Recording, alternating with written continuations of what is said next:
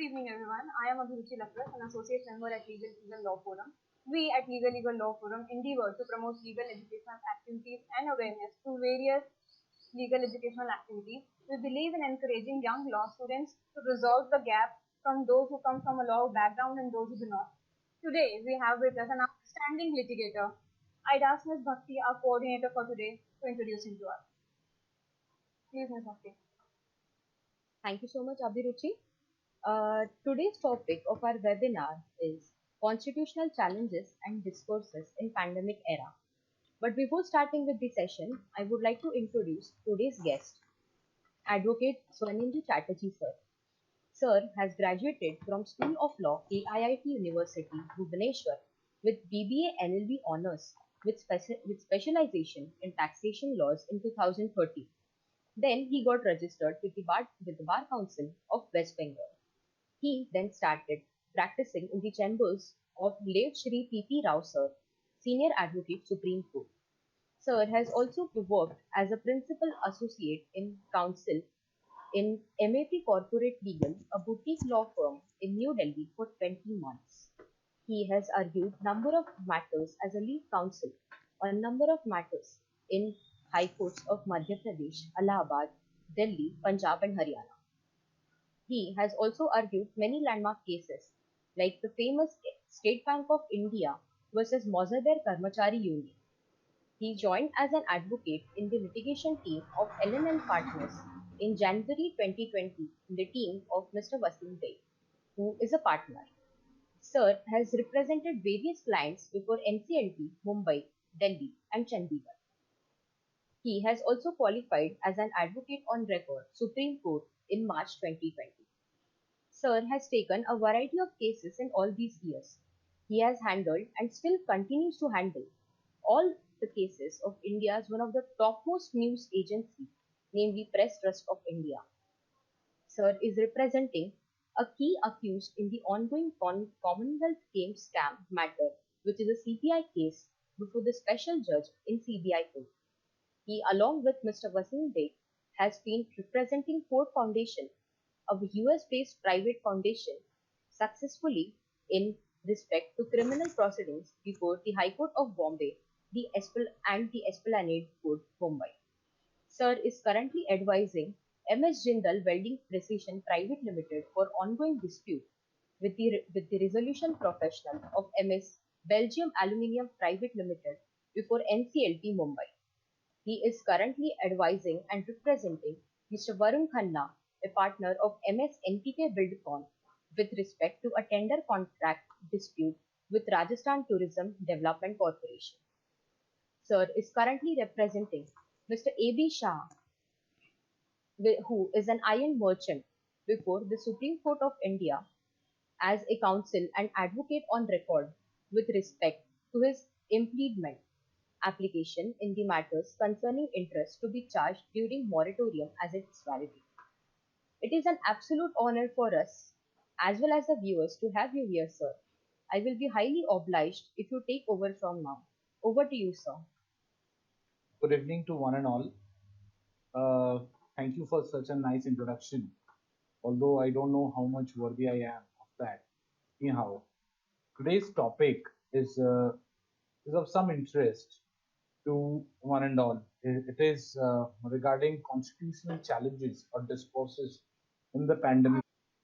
Now, what are the pandemic struck India in the early in let's say March 2020. It is March 2020 when it struck, and from March 25th onwards, we went under lockdown, and since then, slowly now we are opening up, but majority of it is still under lockdown. We are confined to our homes, though not specifically lockdown. All the things have opened up, but it is still under practical lockdown because courts have partly resumed uh, services with physical functioning. All the online hearings are going on. It has been a fantastic journey for us lawyers, learning how to do cases online and with like physical with virtual hearing system. Anyhow, there has been challenges and the high disposal rate also by the courts during this pandemic era. The first thing which came to the came to the forefront is the case of migrant workers. See, when lockdown was announced, there was plenty of migrant workers in the country working in various states like Uttar Pradesh, Delhi, Bihar, Maharashtra. Now, reports suggested that migrants who were not being able to leave the city struggled for food and shelter. Shelter homes were built in Delhi were overcrowded, and social distancing became next to impossible. In such an addition to this, the PDS system suffered from strong implementation failure. Thereby it in turn violated the judgment of UCL was Union of India, which guaranteed the right to food. Two PILs were filed before the Supreme Court, which came to be heard on March 30th, seeking basic amenities for migrant workers stranded in various parts of the country during the lockdown.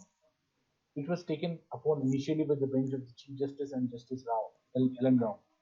On May 20th, the Supreme Court issued interim order directing free train and bus travel for the migrants. The Suomoto case, directing free train and bus travel for migrants to the destination for food and water during the journey, prompt registration procedures and free fair health screening on arrival at their destination. So this was the proactive role that was taken by the judiciary, especially the Supreme Court, where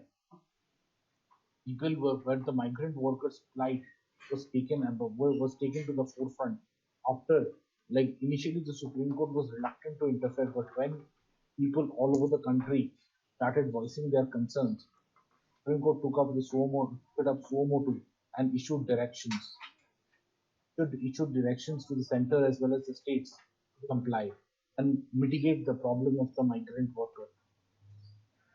In, like, say, thereafter came the case of decongestion of prisons, because you see the main challenge not only about the migrant workers, it was also about the under trial prisoners or prisoners who were there in jail, like, and it could have been a breeding ground for COVID and people could have died. Even prisoners have a right to life. Here it was a question of right to life. Pandemic came with a challenge to the state and the center how to protect the fundamental right to life under Article 21 and also right to livelihood. So it was a huge challenge to the government to come out of this, and still the challenge is not over. So in, like, there is a judgment of the Supreme Court of 2018, which is known as the inhuman condition of 1382 prisons, which is the citation of the cases 2018 SCC 777, wherein the Supreme Court had directed the central government form a committee presided over the Supreme Court judge to make recommendations to the prison commission. The Supreme Court in the first Suomoto writ petition during this pandemic era, the Suomoto writ petition number 1 of 2020, in decongestion of prisons in COVID-19 virus, today its order dated 23rd of March 2020 and 13th of April 2020 constitute a high part committee which was constituted under the under the chairmanship of Justice Hima Kohli of Delhi High Court to decongest jails and to prevent the spread of novel coronavirus. He directed the state to grant furlough, and interim bail on civil grounds. But this was again restricted to people prisoners who were up to 7 years, facing 7 years of imprisonment, not beyond 7 to 10 years, not beyond 7 years. It was on discretion. Also 60 years and above. These were the basic grounds. On June 5th, Supreme Court refused to issue general directions. Supreme Court also refused to issue general directions on June 5th to release trial prisoners due to COVID, stating that it's an issue to be considered. Yes, Supreme Court had directed state to constitute a high court committee. Each piece they would recommend from time to time, wherein the interim bails or interim orders will be extended regarding bails and all. And that is where you see the bails etc. have been granted to various prisoners under trials as well as prisoners. It is stated in the High Court Committee report that those who are facing up to 7 years of imprisonment, they can be released. Others, they have to file interim bail application, and if the court seeks it necessary and deems fit, then it can release. So this is how it came up with the thing. And then you see, then you have the issue of treatment of in private hospitals, those which were charging excess COVID treatment fees. Then it was then up to the Supreme Court how to deal with it. In a bench in a petition filed with Mr. Abhishek Goenka, who contended that the private hospitals were charging exorbitant fees to treat COVID-19 patients. This the Chief Justice of India asked for government's response um, on the now Ayushman Bharat scheme, which can be under which possible treatment could have been done in private hospitals at the subsidized rates. The petitioner advocate Sachin Jain argued that COVID-19 patient costs only 4,000 for an Ayushman beneficiary in a private, while others have to spend at least 50,000 in the same hospital. It's a great disparity. The court initially had said that it would be free, but subsequently it modified its order and directed that these possible expenses could be meted out, like exorbitant fees could not be charged. And then came the issue of dead bodies of people who died due to COVID. Remember, there is a judgment passed with the present Chief Justice of Bombay High Court where he had quoted where he had quoted Oscar Wilde also, that death about the beautiful lines written by Oscar Wilde in his novel, his writings, that death is a bliss. There is no tension for today and tomorrow and day after. The grasses grow and the grasses cover. This was the line, specific lines, more or less. On the same lines, the Supreme Court on June 12th lashed out at the state governments and came down heavily on the hospital, because it was pleaded that the COVID dead bodies of COVID patients had been dealt with, and the situation in some cases are worse than what animals have suffered. It was laid down that the right to proper burial for the dead was also included under Article 21. So it was another discourse which was done in the pandemic era, and proper directions were issued.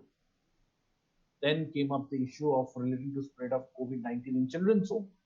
The Supreme Court on June 11th took up suo motu cognizance on the news of reports of 35 children in Royapuram in Chennai being affected by coronavirus who tested positive. The bench comprising of Ellen Rao, Krishna Murari, and Justice Ravindra Bhatt directed State of Tamil Nadu to file status report in spread of COVID in shelter homes, and directed the proper steps should be taken for safeguarding the health of remaining children, and laid down several safeguards. Thereafter, the issue which came up was that rights of healthcare workers. They were not being paid. Some were paid, some were not paid. So it was like it was a very difficult kind of a situation, very difficult kind of a situation wherein people were not getting paid. So, like, on one end you had to pay. On one end there was the MHA order of May 23rd, rather May 29th, March 23rd and March 29th, wherein they had said under National Disaster Management Act, wherein it was made clear that everybody has to be paid. Now, this COVID-19 made made the life of healthcare workers fall under contours laid down by the CEC judge. By the CRC judgment, thereby making the lack of PPE kits a grave violation of fundamental rights of healthcare workers. The Supreme Court, in the landmark judgment of Consumer Education Research Center (CRC) case versus Union of India, laid down enforcing the right of health workers working in hazardous industries as a compelling necessity to work in an industry exposed to health hazards due to indigence or to breadwinning for himself and his dependents should not be at the cost of health figure of workman. On April 27, Supreme Court heard another petition seeking provision of PPE for health workers, including doctors, nurses, etc. A three-judge bench comprising of Justice Ramana, Justice Sanjay Kishan Kaul, and Justice Gawai directed the government to examine this issue and make necessary suggestions the rational use of PPE guidelines so that PPE are provided free of cost to all health officials who are working in the non-COVID areas. Supreme Court on June 12th, while hearing a petition by Dr. Arushi Jain in the case of Dr. Arushi Jain versus Union of India, seeking separate accommodation for doctors and healthcare workers near hospitals, noted that welfare of doctors and frontline healthcare is a matter of concern and the government cannot work half-heartedly. Even the payment to healthcare workers was taken up and it was directed that payment should be done. In fact, Delhi High Court recently has said that all payments should be released immediately. Then it was the other way around. You see, employers came to Supreme Court saying challenging the MHA order, which was subsequently revised on 17th of June, saying that you see 100% wages are when you have no earning, paying 100% wages is a difficult task. So the Supreme Court in Ficus Fox Limited, Private Limited versus Union of India, which challenged the constitutional validity of MHA orders as well as MHA advisory of 20th March 2020 issued by the Ministry of Labour and Environment. The grounds that it was contravention to equal pay, equal work, and no work, no pay by not differentiating between the workers so covered and those who had been working during the lockdown. The Supreme Court on June 12th issued an interim order interim order saying that it's earlier it issued an interim order saying that no coercive action was to be taken, and subsequently the bench held later on after a week, wherein a detailed interim order was given that no coercive action will be taken against private factory or industry owners who are unable to pay to full wages during the 54 days of lockdown. The bench further directed the state governments to facilitate settlements between the employers and the employees. Further, if no settlement is reached, the employers and employees have been directed to approach the Labour Commissioner. And it was also observed in that judgment that employers were bound to pay 50 to 75% of the wages and cannot say that I will not pay you anything. Then came up the issue of education, examinations, like with the ICSE examinations, CBSE examinations, university examinations. Recently, the UGC guidelines were challenged, wherein the powers of the UGC as well as the State Disaster Management Committee was examined. Also, constitutional discourse on the annual was tested and is still being tested for the moratorium granted by the RBI. Now, these two cases are ongoing. These two cases are ongoing cases. You see, several exams like the Chartered Accountants exam, the Computer Secretariat exam, the board exams, several university exams were all postponed from time to time, and it did not happen in the like it is being held in the normal discourse. So it was postponed, and now in the recent judgment of the Supreme Court last week, Supreme Court has clearly held that you see UGC examination has to be conducted. There is no walking away from it.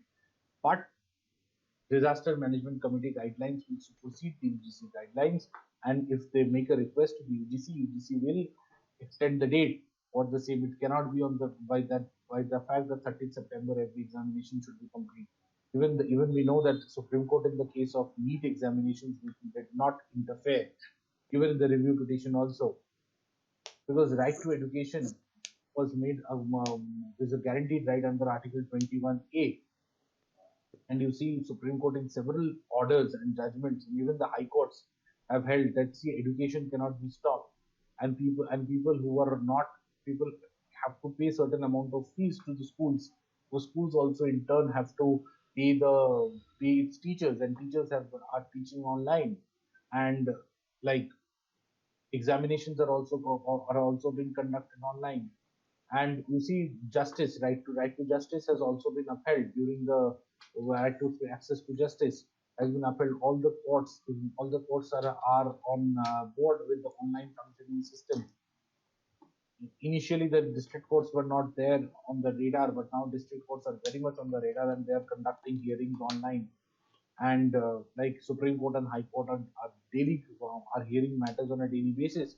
So there cannot be any complaint on the basis of how and where the justice delivery system has failed. Justice delivery system has been upheld, and many important matters and directions have been given while hearing online. You see, 4 or 5 important issues came up. At least 5 important issues came up during the pandemic regarding discourse and the fundamental rights. It started with the rights of migrant workers, equal pay for equal work, children's home, PPE kits, health workers, then education and examinations, then with the moratorium then during payment of loans and interest on loans during the moratorium period. Now, there the Supreme Court recently issued interim order on Friday saying that you see you cannot make accounts NPA till further orders. So there is a stay on that. So Article 21, what has been mentioned, that Article 21 cannot be what has been mentioned in like K. Puttaswamy. It was like K. Puttaswamy was Union of India. It was held that to sustain a privacy restricting action by the the state has to show the restrictions were sanctioned by law and were made pursuant to legitimate state aim, and there exists a rational relationship between the state and the purpose and the restriction. During COVID-19, Arogya Setu was required to be downloaded by all persons. And it was alleged somewhere that the breach of personal information in garb of COVID-19 tracking. There have been several instances, but the court has not been pleased to issue to any guidelines with respect to the same because safeguards have already been taken. Now you see Article 21, in fact, in the same judgment came from the 9 judge bench held that Article 21 is an inviolable right. It cannot be abrogated even during emergency. Right? They overruled ADMW for here and said no matter what the situation is, Article 21 cannot be subjected to any other infringement. It has to be upheld. It has to go on. And you see, right to livelihood, right to food, right to sanitation, healthcare, justice, access to justice has been upheld by the Supreme Court, and proper redressal of grievances have been done by the High Courts and by the Supreme Court. So there is no uh, there is no running away from the fact that yes, maybe everybody could not have access justice delivery system, but in situations like this, courts have risen to the occasion and they have been successful, quite a bit successful in hearing cases and disposing them with proper directions per se. So this is the like even with respect to like decongestion of jails. Also, I'm giving bails to there were 7 years to convicts on under trials who are facing 7 years or under charge for 7 years. They are being given bails and no arrests are being made. So, but you see, police have a but you see the court has been vigilant enough not to uh, grant more time for filing charge. That has been again held that no, 167 CRPC has to be fulfilled within the time frame. Cannot be that if they get more time. And you see, in Suo Motu Writ Petition number 3 of 2020 was where the limitation for filing petitions were extended from time to time, and now it stands extended again. So we cannot say that it has if the constitutional challenges, constitutional discourses have not been done in the or justice delivery system has suffered. It cannot be said like that. Justice delivery system has not suffered. It has been upheld from time to time. So it is quite unfortunate that like courts are not in full functional mode, but we know the situation is not conducive enough right now to have a full go at it. Delhi High Court had opened, but there is a news that on bar and bench that several court masters and court staff has been infected. So you see, we have to be ready for this after effect for now for the next 1.5 to 2 years, and and online hearings are the next best thing which can happen. It will like it is a I have personally done at least 5 to 6 online hearings, and there has been nothing to say and disregard that online hearings cannot be done. It can be very much done, and it can be argued. Cases can be argued in a proper sense and proper fashion. So these are the things of constitutional discourses during the pandemic era. And the pandemic, more or less, you can see that pandemic was declared by WHO and by India in March 2020, by and National Disaster Management Act was enforced. But you see, pandemic is not an emergency, and some labor legislations were also passed, like and it is pending for the president for Assad in some state. So like it is like that. Anyhow, can we start with the questions, please? Yes, sir. Thank you so much for enlightening us on the topic.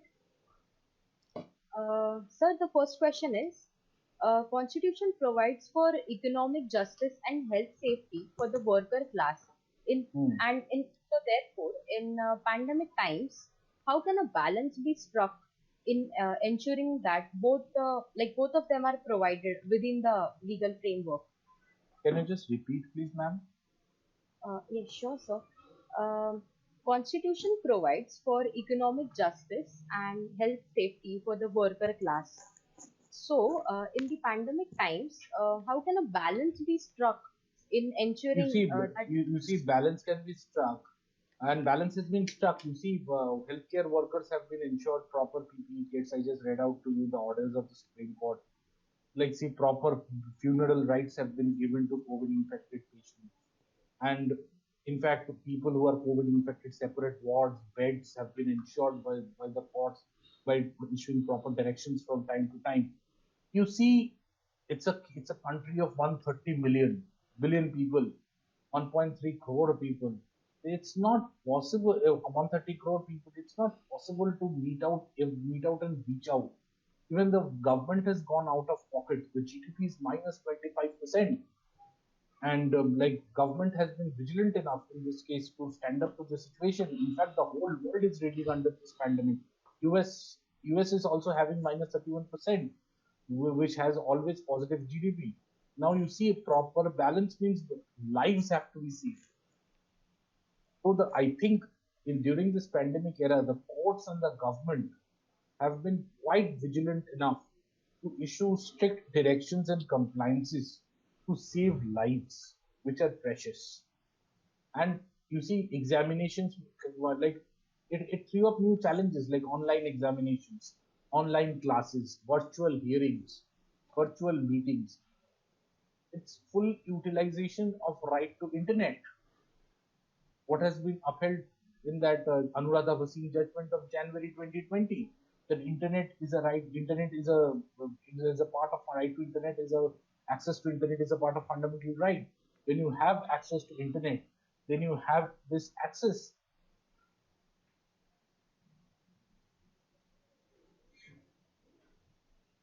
All right, sir. Thank you so much. Moving on to the next question.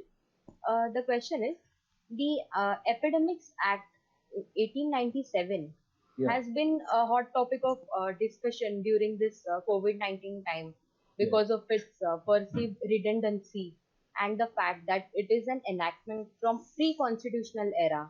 So, sir, do you feel that this statute disregards the basic constitutional values?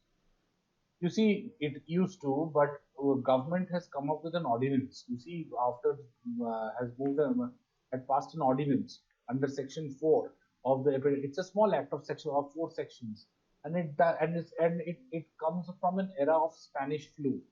You see, before pre-Spanish flu, rather 1897. For that, in fact, we pre-constitutional legislations there are a lot like Indian Evidence Act, Indian Contract Act, Indian Penal Code, the previous CRPC, which got modified and subsequently imbibed into CRPC of 1973.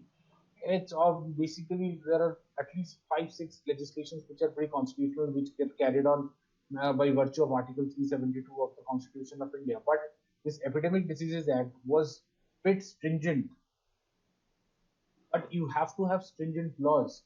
And you see, it it does have imbalance, but sometimes in extringent situations, you need to have certain stringent laws. Yes, I do agree that at some point it is unconstitutional. It negates your constitutional values and fundamental rights. But the ordinance which came through for protection of healthcare workers and people has served the purpose a little, right? Uh, But yes, it does require an overhaul, and it is the time for the government to think about a new epidemic diseases act, rather than relying on that old colonial legislation. Thank you, sir. Moving on to the next question. Sir, during this ongoing pandemic, though the national emergency was not declared, we saw that by invoking the Epidemics Act 1897 combined with the IPC and CRPC, great number of restrictions were imposed on people which affected their fundamental rights in one or the other way. The statute has given great amount of power to execute machinery, but does not provide for any system of check, and hence do you feel that an immediate amendment by way of ordinance or executive order could have been done while invoking in order to make it more suited to exist constitutional You framework? see, by invoking 188 IPC and all others, several like several stringent restrictions were in place for guidelines. MHA guidelines were in place, but you see, for country like of wide diversity which we have, you need to have some strict guidelines if you have to control. After 7 months, we have crossed 40 lakhs. If we had no guidelines, we would have crossed 40 lakhs in 2 months. That way. But yes, there need to there you cannot leave everything to the executive and to the hand. Too much power corrupts, and it leads to absolute anarchy and police supremacy. But police people had come to the forefront. Yes, there will be some cases of high-handedness, but that can be dealt with the situation, but dealt with the courts in power. And yes, the government does. It is the time for the government to frame a new legislation with proper checks and balances and a procedure established by law. Yes. Thank you so much, sir. Sir, if you can provide for any comment on Supreme Court's handling of migrant workers issue, that is transporting them to their home villages, and whether it is the best Yeah. possible approach considering if somewhere defeated the purpose of lockdown. No, it did not defeat the purpose of the lockdown. See, ultimately, people walking miles and miles, and people giving birth, pregnant ladies giving birth on board. If there was a picture, a person was pulling his baby on a suitcase, like a child was lying on a suitcase. People lying on railway platforms. It was a pathetic scene. Then state has a constitutional duty of directive. There are fundamental right to life cannot be made to suffer from a small person, from a baby to a aged person. Everybody in the society has fundamental right to life. So the court's direction in treating the migrant workers with proper checks and balances in place has ensured certain amount of safety and security for the migrant workers, because they were left without bread and butter. See, all rights have to be balanced. Right to life and livelihood being at the epitome of rights, it has to be protected first. Thank you, sir. Moving on to the next question.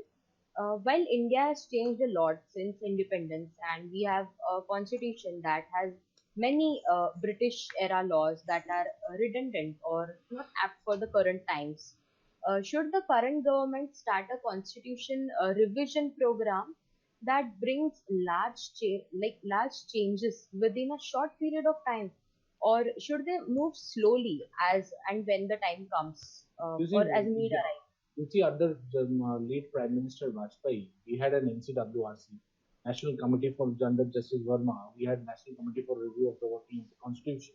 I think that should be revived again, because you see, there are certain things which should be revisited, or should be, because we have come a long way from 1950 or 1948. Although this constitution has been a living document, and it has helped the nation to grow, and it will be and it will always help in the future. It has helped us to be united as a nation and serve the purpose. But to meet certain discourses with the change of time, you need an NCWRC National Committee for Working and Review of the Constitution, to bring in and make it apt to the situation. So yes, there should be an NCWR. All right, sir. Sir, this is the last question. Sir, do you feel there was a judicial difference in dealing with the executive action in this pandemic? You see, courts are generally very slow to interfere with executive policy because it's a domain exclusive to the exclusive to the executive. There are three wings of the government, and separation of powers is a part of the basic structure of the constitution. But where executive has shown high-handedness or executive has failed, court has stood up. In some cases, you are bound to fail. You cannot. Judges are, after all, human beings. To err is human, they say. So I cannot see that the judiciary has stood up to the task and has handled cases the way VC hearings have been conducted, and people have stood up to the task. Nobody could have imagined like such cases, such lengthy arguments can be done online, sitting from your home using internet. Is full-fledged use of internet and proper use of internet which is happening.